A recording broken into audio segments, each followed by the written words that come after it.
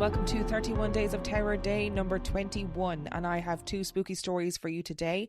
And story number 1 comes from Erion.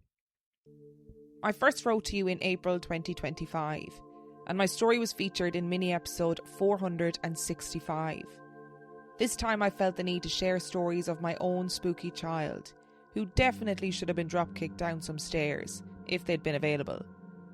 The first time I remember him making me go, what the fuck, he was 3.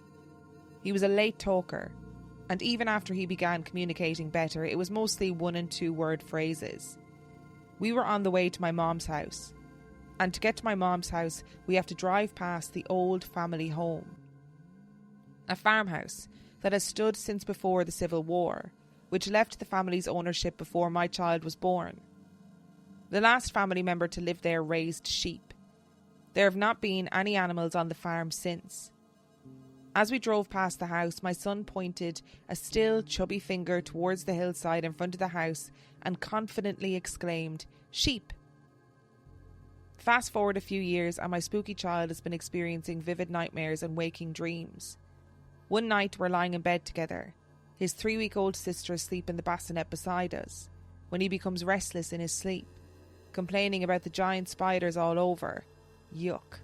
So I soothe him and rub his back and get him snuggled back down. I'm almost dozed back off, when this spooky hellgoblin sits bolt straight up in bed, Nosferatu style, gazes out into the dark living room and in a low monotone whisper informs me, "There's something else here." Shut the fuck up. I then proceeded to do the very adult thing of grab him and pull the covers up over both of our heads until we fell back asleep. So yeah, spooky kids are a trip. From what I can gather, yes indeed, spooky kids really are a trip. And it sounds like he was seeing into your family's past, seeing the sheep on the land still, do you know? And we have stories like that all the time about kids who have communication with past loved ones, etc., etc. And who knows, maybe it is that they are, seeing down your family line somehow. I mean, less good when he's having waking dreams, talking about giant spiders, yes, gross, but also sitting up and saying there's something else here. I'd be like, well, you can deal with that then, because I am not. I wonder if there's a correlation between the amount of, night terrors, nightmares, waking dreams that kids have and their level of spookiness. Like, is a child more likely to be spooky if they have loads of nightmares? All children have nightmares at some point. Everybody has nightmares at some point, but not all children have them, at the velocity that some kids seem to have them, or night terrors or waking dreams in that way. Maybe there's a scientific study there. Somebody get your lab coat, please. Thank you. Today's episode is brought to you by Uncommon Goods. The holidays are fast approaching, and if there's one thing I love, it is buying gifts for people. Uncommon Goods makes holiday shopping stress-free and joyful, with thousands of one-of-a-kind gifts that you just can't find anywhere else. One of the things I saw on Uncommon Goods that I absolutely adored was the personalised runner's medal display and PR board. And if you've got a runner in your life, this is a gift that they will absolutely adore, because not only can they show off all of their medals, there is also a completely customizable board where they can write inspirational quotes. They can write what their next race is going to be and all of their own personal records. Uncommon Goods has something for everyone, from book lovers to history buffs to diehard football fans to foodies, mixologists, avid gardeners, you name it, you'll find thousands of gift ideas. And not only that, with every purchase you make at Uncommon Goods, they give back $1 to a non-profit partner of your choice. And so far, they have donated more than $3 million. So shop early, have fun, cross some names off your list today. To get 15% off your next gift, go to uncommongoods.com/ghoststories. That's uncommongoods.com/ghoststories for 15% off. Don't miss out on this limited time offer. Uncommon Goods, we're all out of the ordinary. And our second story today comes from Jackie.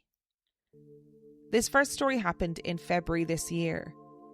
I had taken a routine health test a few months earlier, and out of the blue I received a call from the hospital saying the result had come back bad and I would need a scan and surgery.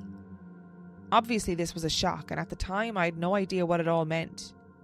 I asked my spirit team to let me know if things would turn out okay, and after that I was literally bombarded with angel numbers wherever I was. I took this as a sign that I would be okay. So things happened quickly and I had the usual different scans, etc. I was given a date for my surgery for 2 weeks later, and 3 days before I went to a local clinic to have pre-op checks done.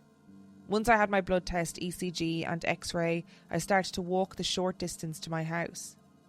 Once again I asked if they could give me a sign if my surgery would go well. As I walked along and just before I was about to turn into my road, I saw a white feather in front of me coming down in a straight line with the quill at the bottom.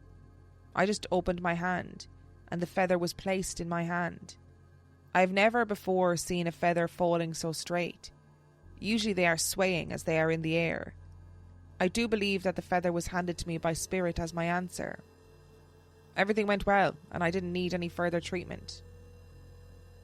Now it's last July. I went to bed as normal on a Saturday night. Suddenly I was woken up abruptly as the head of my bed was lifted and was being shaken so hard that it was hitting the wall. It was so loud and I actually thought it's an earthquake. I was lying down almost flat, as I like a very low pillow, and I looked to my right as I can see out onto the roof terrace, and I expected to see things moving about outside, but it was all still. So as I was laying there, I scanned around to try and make sense of what was happening. As I looked up, slightly to the right, I said, "It's a cat." It wasn't a fully formed cat, but I definitely knew it was a cat, at about the height that it would be if an adult was standing with a cat in their arms. As I said, "It's a cat," the cat was dropped on top of me. I instinctively put my hands up and suddenly there is a cat's furry, bony leg in my right hand and the rest of the body in my left hand. I could feel the weight of the cat and its furry body and limbs. By now my head was trying to work out what the hell was going on and my heart was pounding in my chest. I just wanted the cat off me, and I was trying to scoop my hands under the body, and I just kept feeling legs, and I couldn't get purchase on its body. My eyes must have been closed as I was freaking out and just wanted to get it off. Eventually I got my hands into a position where I was able to toss the cat off me. I didn't hear a sound as it hit the floor, and at no time did I hear a cat meowing. My heart was still pounding, and I just lay where I was, and although I'm not religious, I was saying the Lord's Prayer. So after a while I calmed down. I knew that my late husband was involved in whatever this was, as he was always pranking me, usually by turning the aircon, flickering the lights or hiding things only to return them after I've searched everywhere, to name a few of his tricks. I decided I would figure out the meaning in the morning and I went back to sleep. I did dream that the cat was on me again, and this time I ran to the roof terrace and threw it over, but that was just a dream. In the morning, as soon as I woke up, I remembered what had happened. So I was lying there thinking about why was I given a cat. Then I remembered that during the week before, my granddaughters had been posting videos and photos of 3 kittens that they had planned to adopt once they were old enough to leave their mother. They are super cute. But as they already had an older cat who I referred to as Psycho Cat, I thought it was not a good idea. She's quite old and was a rescue cat who had been mistreated, and as a result she was badly affected by it. She only has one eye and hates most people, especially me. So if I go to stay there, she hisses and spits at me every time she sees me. I said to the girls that I couldn't see that 3 kittens would be accepted by an old cat, but they said that they were going to keep them apart, so I said good luck with that. Then I remembered that today was my eldest granddaughter's 18th birthday. So I believe that my late husband, her grandfather, who she has never met, as he was only 29 when he passed, decided to give me a cat to pass on to her as a birthday gift, as obviously that's what she wanted. I was laughing then, as now it all made sense. With hindsight, I wish I had reacted differently and I should have stroked the cat, as I genuinely like them, but at the time it all happened so quickly I couldn't work out what was happening.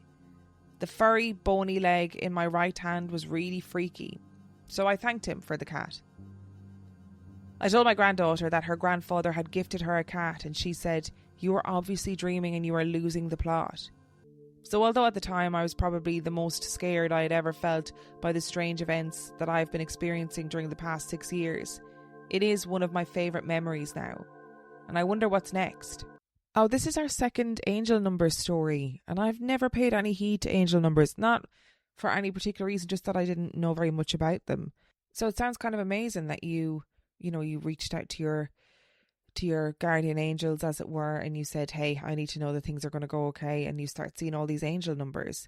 I wonder if you prescribe to the idea that they have different meanings, like we spoke about in the last episode that contained angel numbers, like, if it's 1111, what does that mean? If it's 1144, what does that mean?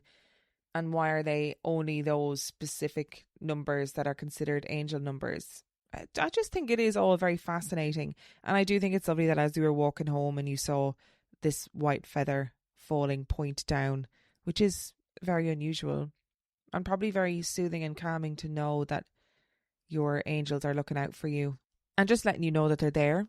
And now, listen, I love a ghost cat as much as the next person. I love a real cat. I love a ghost cat. Any kind of cat, hook it to my veins.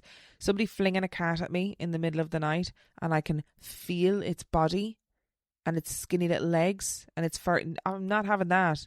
I'd be flinging that thing as far as I could as well. It's interesting that you woke up to the bed shaking and then the situation with the cat happened. Almost as if, as you said, you believed that it was your husband playing a prank on you and sort of reminding you that it was your granddaughter's 18th and that she desperately wanted these kittens and whatever. And it feels like the shaking of the bed was him standing there being like, oh, shit, she's not waking up. Right, we're going to have to wake her up to do this joke, okay? And that the shaking of the bed was a way to be like, come on, wake up. This joke is really funny and I want you to experience it. And I kind of like that energy.